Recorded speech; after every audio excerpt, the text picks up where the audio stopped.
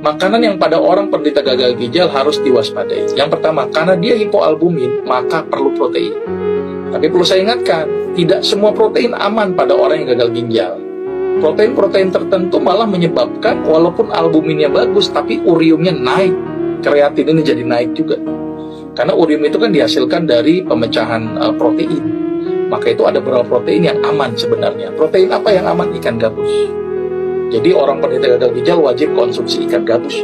Karena ikan gabus ini ternyata mampu menaikkan albumin di dalam darah. Karena di ikan gabus itu memang ada kandungan albuminnya dan paling tinggi dibanding dengan telur. Ya, tapi pada telur resiko albumin naik, tetapi urium juga ikut naik. Tapi kalau ikan gabus, albumin naik, urium nggak ikut naik. Ini uniknya ikan gabus. Itu yang pertama. Yang kedua, pada orang yang gagal ginjal kadang-kadang cairannya itu kan terbatas keluarnya.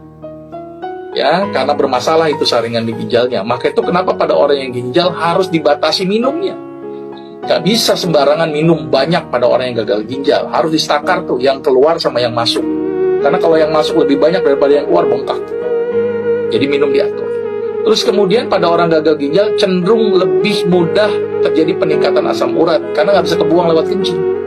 Maka itu harus diet makanan yang rendah purin. Jeroan, seafood, itu ya sayuran yang hijau tua, yang tinggi purin, yang akan malah meningkatkan dari asam urat. Maka itu ada beberapa makanan yang saya rekomendasikan pada penderita gagal ginjal yang aman, seperti wortel, terong, labu siam, labu kuning, sawi putih. Itu contoh yang aman, karena kalau dikasih hijau-hijau tua berisiko terjadi peningkatan purin. Ya, itu salah satunya. Terus kemudian elektrolit. Nah, ini hati-hati. Sering terjadi peningkatan kadar kalium. Maka itu hati-hati ini konsumsi buah-buahan yang tinggi kalium. Saya tidak merekomendasikan pisang, alpukat, dan kurma karena berisiko kaliumnya tinggi. Buahnya apa? Apel yang paling bagus. Ya, apel itu sangat secure pada orang penderita penyakit gagal ginjal.